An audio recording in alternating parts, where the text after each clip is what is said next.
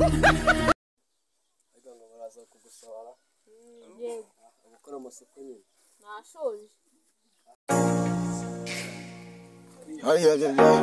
Kucyana cyane. Ya. Original. Ya. Bimeze bite? Ase mwana wisa.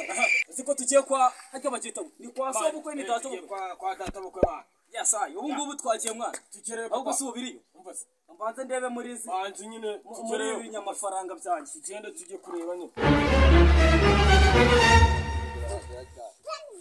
Cyo. Ya. Igisaza. Bimeze bite? Cyame. Uva mwana. Bimeze bite? Kimwani cyanje. Ya. Uziko ryari saza buryo nirigenge murabibona. Reba inyogosha bahagaze. Nawe bikazashaka. Nope. Ni jamaa. Naramupofotse. Nta kintu bari. Urambona? Nako ncekeraga babana.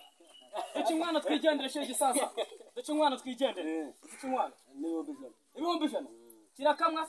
Ni ikirombe zacukuramo zahabu. Arabyara. Nyeneye koroza.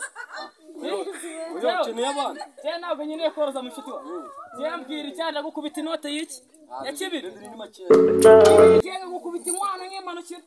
Aya bibiri ni makeya. Ni make cyane. Ikiri sister ura gira icyo bivugaho. Akubwiza kuri papa. Mimi ntabwo turi busigane nta kintu uzamariza. Ndagenda bye. Bivuga ngo bazaca kumurani. Sasa. Mane nezo. Katwicokoka ni cyane. Warangiye ariko nta kintu wamariza bye. Kofi ziri ko nyine batamenye. Yewe inote ya kibiri urayanze. Mupfa kuyizana yiza neza. Akira sha.